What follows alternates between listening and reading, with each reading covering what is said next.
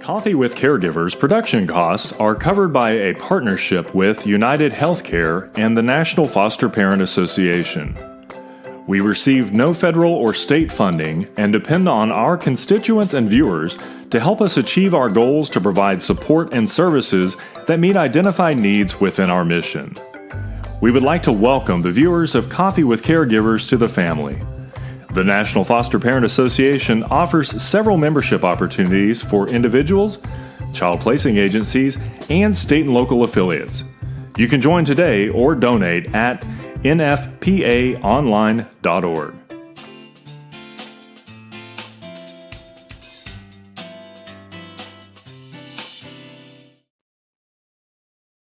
Good morning. Welcome to a new episode of Coffee with Caregivers. It's a really lovely, sunny 83-degree day in Central Texas, and which is amazing. But I wanted to just give a shout out to all those across the country who are struggling with wildfires and floods and tornadoes and various things that seem to be going on beyond the pandemic. And I know many are experiencing heartache through that as well. But you know, each day is a new day, right? And I was going to talk just briefly this morning a little bit about our attitudes, because our youngest daughter, Melissa, is 36, and she has Down syndrome. She lives with my husband and I. And this has been a hard year for her and challenging for us to meet her needs. She's had 2 open heart surgeries in the past, and just like a trooper, you know, made it through each time stronger than before. This year, she's had to have 3 surgeries, one on each of her feet that had to happen because she couldn't walk anymore. Her feet had become so deformed and painful. And another surgery that was a surprise in the middle of both of those 3-month recuperation surgeries on her feet, where she got a big hernia, and took her to the doctor right away, and they put her immediately into the hospital. That she had actually 5 hernias, 4 very small ones, but besides the one that was big enough that we could see. But that whole muscle that runs down the front of our bodies had split and divided and was 2 inches wide. And all there was some thin membrane holding that together. And so that's where the hernias had all developed. So it was very critical, and she was in the hospital a week for that. But kind of the culmination of all that was earlier today when we went to the surgeon, and he wanted to see if he thought it would be safe to take the boot off of her foot and let her put a regular shoe on her foot and begin to walk with a walker and bear the load of this pain that she still is in with just a regular shoe on. And as we were driving over there, she just said to me, Mom. And I said, what, Melissa? She went, I'm thinking, okay. I said, are you talking about IVs, like when you were in the hospital? Yeah. And I said, well, I hope that we don't have to have any more IVs, that you don't need to do that anymore for a long time. She said, yeah, Mom, hurt. Feet hurt. And I said, I know it hurt. And then she said, hurt. And, you know, I looked at this amazing woman and thought, not only is she incredibly resilient and strong, certainly one of my heroes, as all of my children who came from hard places are, but about the attitude that this precious young woman has about life in general and about everything that she comes in contact with or encounters. And it reminded me of something that I had read a long time ago, and I'm going to read it to you. and it's just titled Attitude, and it was written by a Dr. Tim Lautzenheiser in a document called Attitude Concepts for Today. And it says, the longer I live, the more I realize the impact of attitude on life. Attitude to me is more important than facts. It's more important than the past, than education, than money, than circumstances, than failures, than successes, than what other people think or say or do. It is more important than appearance, giftedness, or skill. It will make or break a company, a church, or a family. The remarkable thing is you have a choice every day regarding the attitude you will embrace for that day. We cannot change our past. We cannot change the fact that people will act in a certain way. We cannot change the inevitable. The only thing we can do is play on the one strength we have, and that is our attitude. I'm convinced that life is 10% what happens to me and 90% how I react to it. And so it is with you. You are in charge of your attitude. And as I was thinking about this today and about Melissa, and I realized I was so derelict during October, because October is National Down Syndrome Month. So my cup today is my cup that says, someone with Down syndrome has my heart. And I know many of you who have a family member with Downs or have maybe worked with children or with adults with Down syndrome know that they're just the sweetest, kindest, compassionate, loving people in the world. And I know I went to a Down syndrome Congress one year when Melissa was 3 because I wanted to learn more about being her mom and what that meant and for the future. And the dad got up with his son, it was 16 at the time, and they gave a keynote address. And the dad talked about his son in many ways.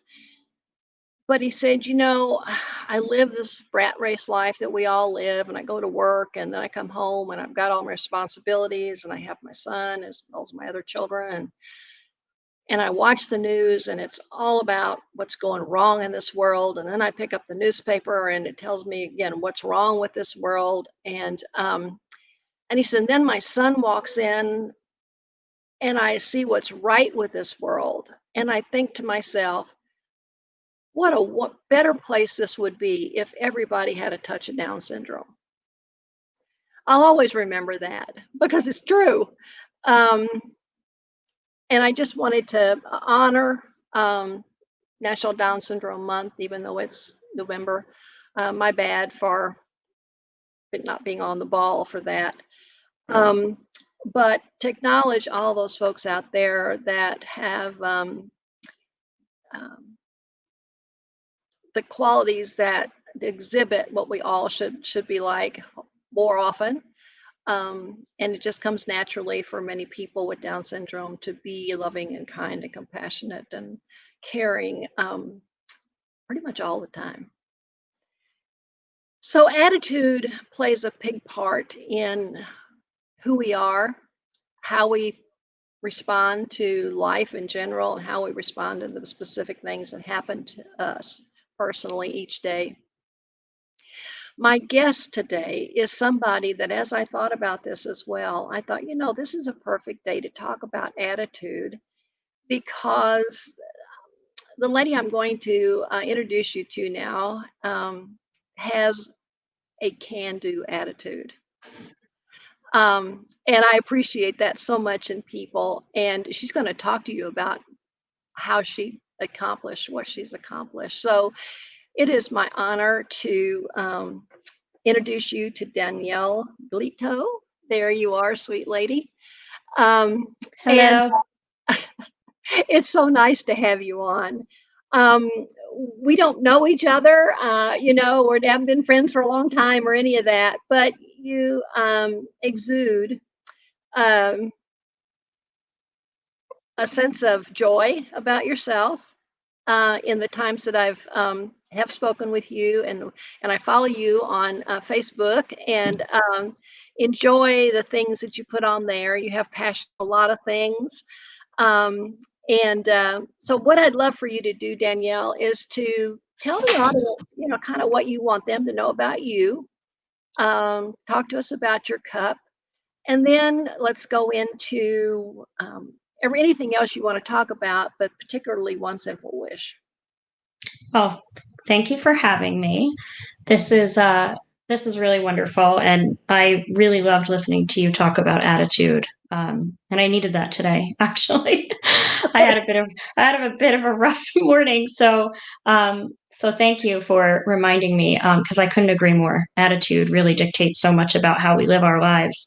So I think the most important thing that I like people to know about me is that I am obsessed with helping.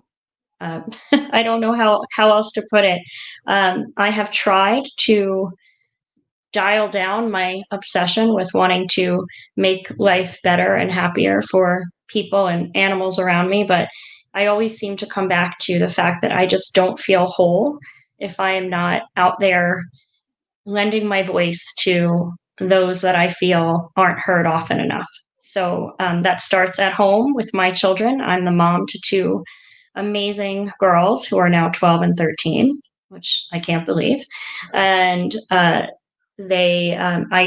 became a mom in two wonderful ways. First through foster care adoption, and also by a biological child as well.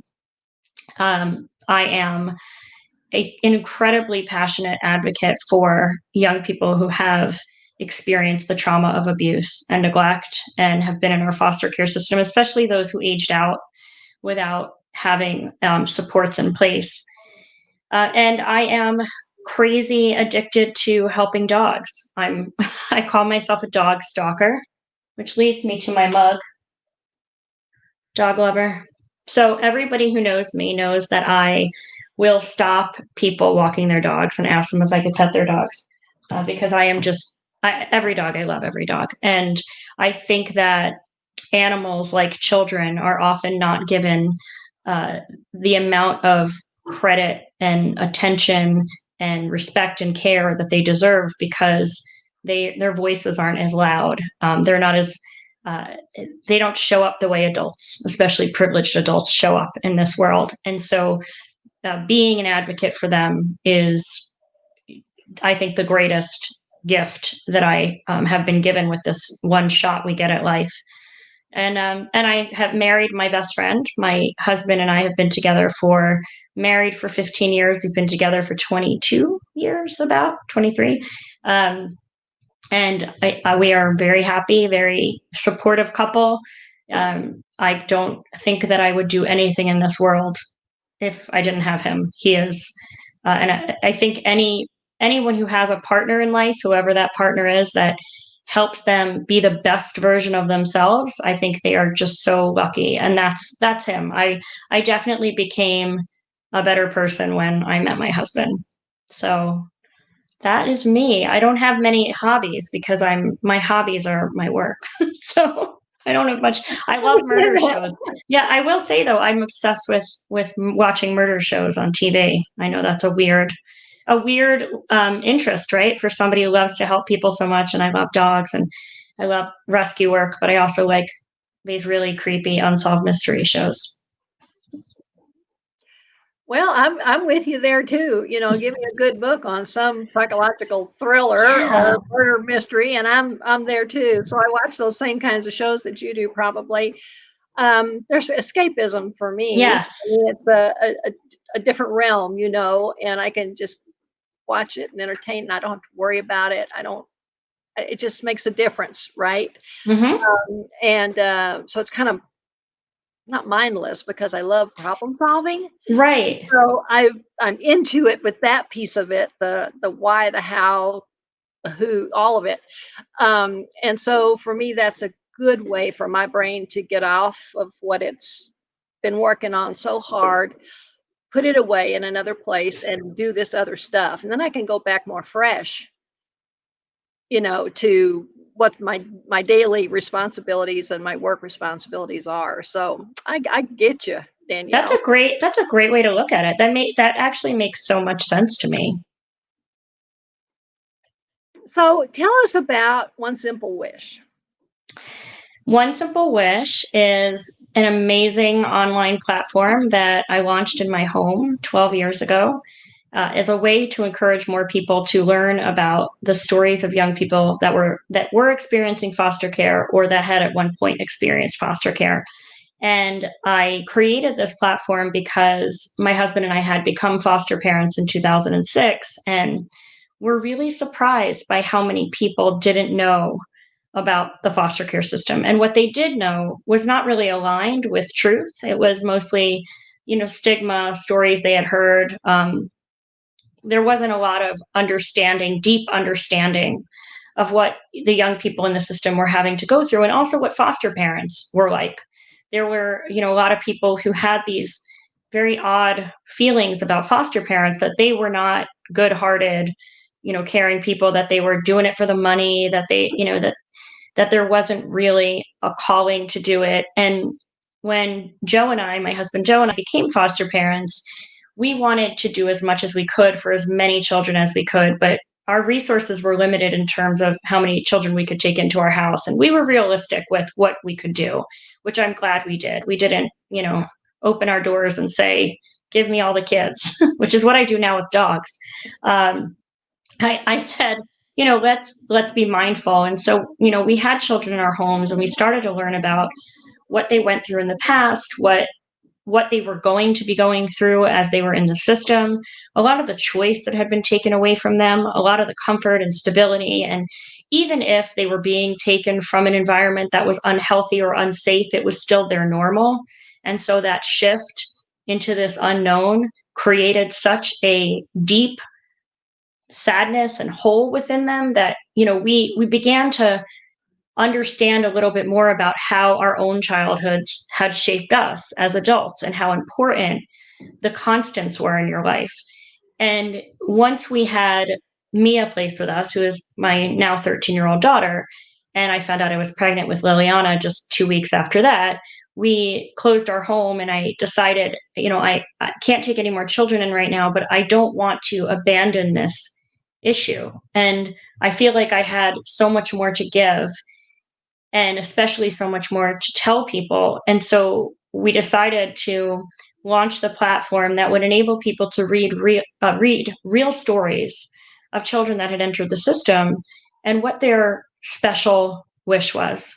And the idea was to make it really that simple, to make it about allowing these kids for one moment to focus on something they wanted that would bring them some joy, something that they weren't being told that they could only ask for this, something that really just said, what would make you happy right now? And then we'll share that with the world. And, in the beginning, it was just friends and family who would come to the website and they would grant a wish or two here and there. And then slowly we started to see that it built all this momentum, that there were people that I didn't know that were finding the site, and they loved that they got to help a real person that they could connect to, that their story could shed some light into why they had this wish.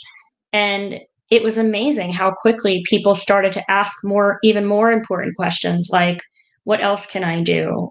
Could I do something more for this one child? Or could I, what does it entail to be a foster parent? Or, tell me about your adoption story. And so it grew pretty quickly after it got noticed. So it took about 4 years for people to really start to notice the work. And then once we got one national media piece done, it was pretty much just really big growth from there. So now we serve over 20,000 kids a year, and we do it through a network of partnerships, which was always really important to us. We partner with social service agencies all over the country that become what we call community partners. They are the ones who represent the wishes of the children. And then we also allow anyone who's ever been in the system who's aged out also to contact us directly, because nobody ever ages out of our platform. So if people go to our website, they'll see that we could have a wish on there for a 34-year-old, for a 52-year-old, because our mission is that we want to be somewhat like a family, and family doesn't end because you turn 18 or 21. So we've granted close to probably 200,000 kids by now, and we just keep on growing. We have 1,600 partners throughout the country, and countless young people that come to us directly. And the wishes still are as unique as the kids, which is what I love about it. It really is about closing our mouths for once and listening and responding to those needs. So it's been a incredibly crazy, beautiful, remarkable journey for the last 12 years. And I'm not in any way tired of it or looking for it to end. So I'm excited about that, especially as somebody that can't sit still. I love that I am as committed today as I was, when we launched. It's interesting. It brings to mind a quote. I love quotes. I have a whole folder full of quotes that are meaningful to me. When I get kind of down, I go look through there and I see which ones I'm supposed to read that one today, kind of thing. And one that always pops into mind, and I think with this is, especially since you've built this incredible network around the country to make this happen, is just that teamwork makes the dream work, right? You had the dream. Probably never dreamed you could have 1,600 partners across the whole country helping you. And maybe you already had that dream too. I don't know. But it's amazing how dreams can come true. And I think that just shows through then for these kids, and again, doesn't make any difference what age they are, because they know for themselves what's important to them at that moment in time. And maybe is a dream unfulfilled for many, many years. And it's simple can be, and maybe it's not. But and the other thing, I was going to say there was another one. I'll think of it in a minute. Then when we talk about kids in care, or any kids really, and you're trying to help them, right? The quote is, they don't care what you know until they know that you care. And I've found that in my whole experience in fostering. They didn't care how smart anybody was that was trying to help them, if they didn't believe that they really cared about them. And again, that's something that this network can do, right? Yeah. It can really show that people can care. And even people they don't know can really care. If they are open enough to talk about what it is that they need. Oftentimes that's where it gets rough, because they don't really trust you. They don't think you care. So they don't tell you the things that are dearest and closest and most meaningful for them, because that's risking a part of themselves. Maybe I don't want to share that. I don't know if I can trust that person. I don't know if they really do care about me, or are they trying to use me. I mean, these are all things that my kids have been able to say to me, my kids, but all the kids who've joined our family over the years have been able to say, especially the older ones, right, about learning to trust and learning to know that people really do care about them, and that the things that you are doing for them really is for the right reason, and that sort of thing. It's not for the money, like you say. And so it's important that we give that message to all the kids in care, and those that are aging out of care, and those that are older. My kids are products of the foster care system. And like I say, Melissa's 36 and she's the youngest. The oldest is 49. Got two boys and a girl in the middle there. And it's like there's a piece of them to this day, regardless of if they're 39 or 44 or 47 or 49, that they were still in foster care. They were still shoveled around places. And they had their heart broken over and over and over again. And, that's why I said earlier, my kids really are my heroes. I mean, they truly are, because they've become these incredible adults who have beautiful families. Of course, Melissa's still home with us, and they're just awesome parents. And these kids were able to stop that cycle that had been in their families.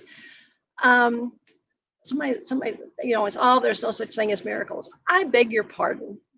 I've seen miracles every day of my life. And, there are no more heroes anymore. I just read that this last week, and I'm like, look around you.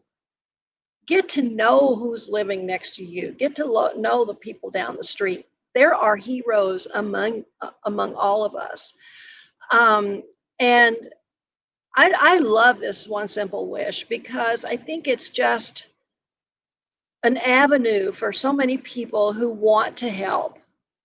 They really don't know how, and they know they can't foster. I don't think they can for whatever reason. And this is a way to do that and still feel an attachment to the person that they're helping, because they're not just a statistic out there. They're a person with a name and an age, right? And Right. Yeah. a past and a now. And the stories can highlight those things and make it real for people. So, I'm glad that you've had opportunities to have national recognition, and you've certainly had more than the first one. Yeah. Much deserved national recognition multiple times, and I hope that can continue because I think the program just needs to continue to grow and to benefit the literally hundreds of thousands of people living in this country who experience foster care. Yeah, thanks. I agree. I think, what we do is we give people, we always used to say it's kind of like an open window to a system where, when my husband and I got involved, we felt very out of the loop in all of this. We didn't know much about foster care. We did not know how to help other than to become foster parents. And we understood very quickly that that wasn't something for everybody. That wasn't an option for everybody. And then we saw, but there's all these other needs, and we need to also educate on the system itself. But how do we do that and not make it about statistics? Because you don't want to support a cause necessarily. You want to support another human being. And I think we give people a window into the system that makes it easy to understand the need, learn about the human being behind the number, and make something really special and real happen for one person, which is for them an extraordinary gift. And sometimes it may seem as though they are really small asks, but to the person who's asking for it, it is one time in their life where somebody asked them, what is it that would make you happy? Didn't judge their response, allowed them to have that, and it actually came through. In the very beginning, we used to have a lot of our kids who were afraid, as you said, to ask, to make a wish, because the fear was, well, what if I tell you and it doesn't happen? Now I've shared something personal, something that, and here we go again, another letdown. And that's why we've been so intentional about how we've grown our network, to ensure that as we add more partners, we add more donors. So 99.9% of every wish that has ever come in has been granted. So they can trust us now. And it took a long time to build that trust, as it should.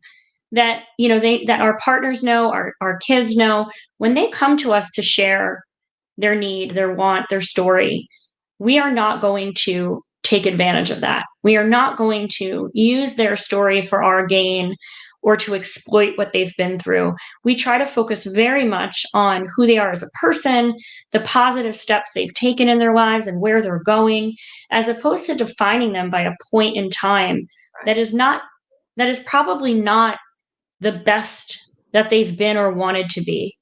And, I know personally, I mean, I was not in foster care. I didn't grow up in foster care, but my parents did divorce when I was a young teenager. I struggled with anxiety and depression and self-harm, and I was hospitalized. I personally understand that it is unfair and and not right to judge someone by a point in time in their life, because you are missing out on a whole bunch more of what makes them who they are, and the possibility of what they can become. So I think that these wishes, while they again seem sometimes simple, really speak to a bigger message. And that is that we should all feel like what we want and what we need in this world matters. We should feel heard. And you never know where that can take somebody when they feel like they can finally be who they want to be. They can finally use that voice.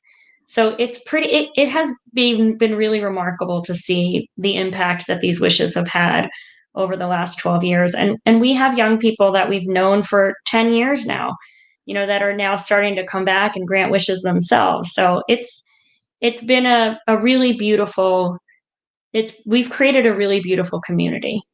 That's really cool. It is very cool. So could you give us some examples, maybe a few examples of kind of the scope of what some of these wishes were or have been in the past? Sure.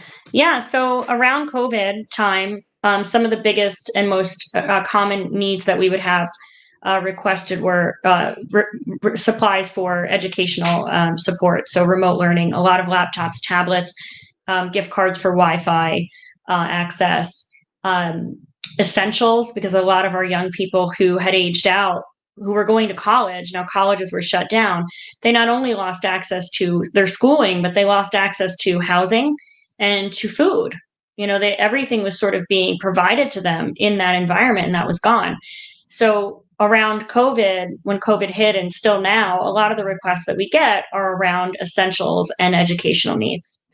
Around the holidays, as I'm sure you can imagine, a lot of the wishes are for, more fun, things like toys and games and video game consoles. We have a lot of wishes for specific shoes. So not just shoes in general, but a lot of who we are, we like to reflect in how we dress and what the shoes we wear, and that's no different for our kids. And many of them have not ever had an opportunity to walk into a store and pick out the best shoes that they could find and own those shoes. And there's something to be said about feeling comfortable with your peers and fitting in and wanting to fit in, when you, especially as you're growing up. So we get a lot of wishes for, this cool pair of Vans I saw, or, Nikes, Jordans, like things that your own children will be asking for. And then, there's times where we get really urgent crisis requests, which we call big wishes. So if someone comes to us, and we had a wish not too long ago where a young woman had been in foster care briefly after an incident of human trafficking. She had 2 little children. She finally got away from her abuser. She moved into a homeless shelter. He was still in their apartment, and it took several months before the police could forcibly remove him from the apartment. And they did, and she returned, and it was completely damaged. There was all this back rent due. And here she is trying to get a fresh start and, take care of herself and her girls. And she had now this burden and this reminder of that past. And so she came to us, and within a couple of hours, we were able to pay all her back rent and also take care of the fees for the damages so that she could start over. So, the wishes really have such a broad spectrum of everyday, joyful, meaningful, fun, things, to crisis support, to experiences. We have flown young people all over this country to reunite with family, to have somebody fly in and attend a graduation ceremony. It really is impossible to summarize the wishes, because there's so many differences, because it's like trying to summarize a room full of 100,000 people's life stories, right? Like, sure, you'll find some common ground, but everybody has such a unique path and uh, such a unique personality and what they want from this world. So all our wishes are reflected in that, and they can be $10 or they could be $500, and in the case of big wishes, they can be $10,000. So it really is great to be able to offer that, to not have to say, here's the little box you have to fit your needs into.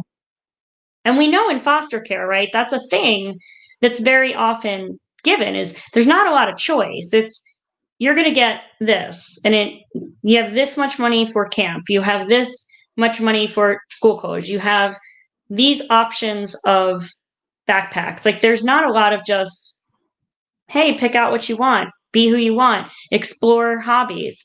And it's very cool that we get to do that, get to be about choice. That's fantastic. Fantastic. So we're just about out of time, but Okay. do you have anything you want to add about your work with animals? I do. So I think that there are so many similarities to stray and abused and neglected animals in our country and the way that we operate the foster care system. Again, these are souls, these are living, breathing, feeling souls that deserve love. And to me, all of the work I do just comes back to love. It is you have one chance to be in this world and spread as much love around as you can. If you have the opportunity to even visit your local animal shelter, go and visit it. I know it's a little bit harder right now with the pandemic, but places are opening up. But when you see the way that animals are kept in municipal shelters, and you really understand the challenges that city funded facilities like this have, you will gain a greater appreciation for why rescue organizations are so important in our country. And I started a rescue organization 2.5 years ago in the city of Trenton, which is right outside of where I live. And we have lowered their euthanasia rate from 47% to under 7%. So, and just had it declared a no-kill shelter by the mayor of the city because we have been able to not have animals euthanized for space or for any other reason other than a court-ordered behavior or severe medical issue. And it is absolutely amazing, but it's nothing that you can't do. So anybody watching this, if you love dogs, you love cats, find your local animal shelter, especially your municipal funded one, because that's very different, and see what you can do to help. Go in there, walk dogs. It goes such a long way. What you said is so important. Trust is about understanding and believing that when you say you care, you really do. And it takes time. And it's this, and and animals are very similar. Keep showing up time and time again, even if it's difficult for you, because it isn't about you. It's okay for you to be uncomfortable. I tell all my very privileged friends this. It's okay to be uncomfortable. Don't run away from the uncomfortableness. It's uncomfortable to see suffering. Don't let that stop you from getting in there and healing some of that suffering. So Danielle, there's a blogger that I read every morning.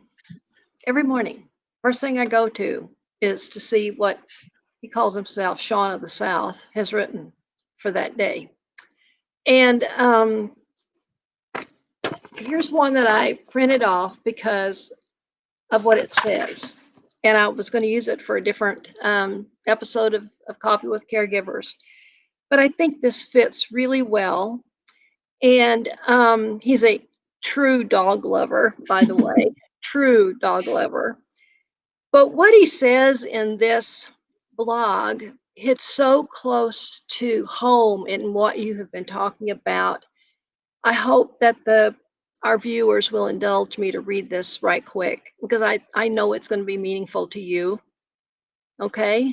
And hopefully to others. And he said, it's called Should I Get a Dog? So he says, I got a letter from a boy named Jason in Albuquerque who asked if I think he should adopt a puppy. He's got his eye on a border collie mix from a shelter. Jason wants to name this dog Teddy or possibly Frank. Now, there's a lot of humor in his writing, by the way. First off, Jason, thank you for the message. Fuzzy puppies are exactly what I need to be thinking about tonight. I'm grateful you brought up the subject. The world is an ever-loving mess right now, and canines are good medicine. So to give you the short answer in case you're pressed for time, yes, get the puppy. Now, here's a longer answer. A puppy is not a puppy. A puppy is a baby, a real, living, breathing, delicate infant. True, it's a dog baby, but it's still a baby. This baby requires your whole heart, not just half. Now, before you nod your head and agree with me, I want you to think about this for a second. You're a 13-year-old kid. Are you ready to raise a real baby? Having an infant in the house is not easy. Ask any saggy eyed parent of a newborn. Being a parent is a full time, round the clock, lifetime gig. You do not get time off. There is going to be a lot of pee involved. Border collies can live 17 years. This means you could be a dog daddy until you are 30 years old. By then, you might be married and have a big, fat, adjustable rate mortgage. If you decide you're ready, you are prepared to say goodbye to things like free time, peace and quiet, and regular sleep. Because your dog will sleep on your bed. Always. End of story. There is nothing you can do to stop a dog from claiming your bed. All night, he will constantly be readjusting himself, engaging in acts of personal hygiene, keeping you awake and nudging you off your mattress. And if you'd prefer for your dog to sleep on a doggy bed, please read this paragraph again. Secondly, a dog will ruin your stuff. I currently have 2 dogs named Thelma Lou and Otis Campbell. If you were to visit my house in the middle of the day, you'd find it very tranquil and serene, with floppy-eared dogs snoring all day. Why are they sleeping in the middle of the afternoon? How are they so tired when all they do is eat and poop? I will tell you why. Because at bedtimes, their bodies become inhabited by nocturnal demons. At night, my dogs go slap crazy and try to destroy our house. They conduct WWF SmackDown wrestling matches in the living room. We often hear furniture getting rearranged and 90-pound bodies slamming into walls. Many times I've woken up to find a broken lamp, vomit-soaked shoes, chewed eyeglasses, and wee-wee on books I authored. Even so, having a dog is pure joy. Namely, because dogs see this world differently than we do, and it's wonderful. Mankind views this world as something to conquer, to fight over, to gripe about, to own. A dog sees this world as a multisensory fiesta of experiences. To a dog, Earth is smells, tastes, sounds, good friends, squirrels, and endless opportunities to beg for food. A dog gets it, Jason, far better than we do. Dogs aren't as simple-minded as some make them out to be. Recently, some neuroscientists in Lorand University in Budapest scanned the brains of 13 dogs with MRI machines and discovered that dogs actually understand our words. During this study, the dog trainers spoke common phrases to their dogs using no particular intonation. And do you know what happened next? You probably already guessed. That's right, the dogs peed on the MRI machines. No, I'm only kidding, kind of. What really happened was that the dogs' brains lit up like aircraft landing lights, especially in the left hemisphere regions, which is just a fancy way of saying that dog brains process spoken words nearly the same way human brains process words. What does this mean? It means that your dog understands what's being said. It means that having a dog is not merely owning a pet. You're dealing with a creature that feels, thinks, and is capable of feeling rejection, neglect, disappointment, sadness, and the sting of harsh words. It's going to take a lot of kindness, patience, and plenty of plain old love to raise this puppy. Come to think of it, this whole world could use those virtues right about now. That said, there's nothing better than having a dog. I've had the pleasure of loving several, and every dog I ever knew burrowed its way into my soul and taught me to be a nicer person. A few days ago, for instance, I went through a very rough personal moment that upset me. Doesn't matter what happened, but something put me in a crummy mood. I went out into our backyard to pout for a little bit. But I was followed by a 90-pound animal who refused to let me be in a funk. This creature leapt into my lap, cut off my circulation, and licked my face until I was laughing so hard my abdominal muscles burned. And when my sadness had dissipated, I looked this dog in her eyes and realized that this creature is a true gift. She is my daughter. So I do think you should do it. I sure do. Anything that brings more love into this tired and lonely world is highly needed right now. Is that an I awesome? love it. It's awesome. It's awesome. You need to look up Sean of the South and get his get on his list for his Yeah, I will. articles. They're wonderful. They're all like that. They're fun, but they're deep too. But this one, I, most of them I just save, into a folder. But this one I actually printed out because I thought I got to talk about that. There's a message there, and this is the perfect time to talk about it because you're right. All of those things that comparing the needs of our children and animals who've had some experience of abuse or neglect, um, and him talking in there about how much, especially dogs, do understand and Mm-hmm. feel, right? I know our own experiences with our animals have been that way, and they're family members, and we grieve them so, Mm-hmm. when their time is over. Um, and so we actually made the decision not to have another animal because we just are grieving so bad over the last two. Mm. We're not going to do that for a while anyway. Um, but Danielle, thank you so much for who you are, for what you stand for your tenacity, right? Um, in making it all happen. And I just wish you the best of luck in the future. And I know it takes a lot more than luck to do this, but all the things that need to come to fruition in order to keep One Simple Wish growing and your other nonprofit for animals as well. Thank you so much. Any last things you want to say before we close? Yeah, go grant a wish. Well, we did. OneSimpleWish.org. Yeah, Yes, it is. there it is. We got it There, up there you know, for you. we, And this I is the busiest do. time of year. Yeah, it's the perfect time of the year. That's why we planned this episode for early November.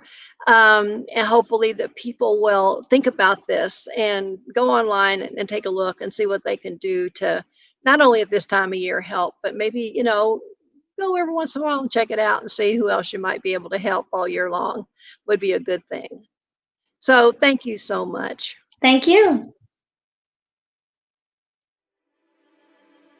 This episode is brought to you in partnership with our friends at United Healthcare.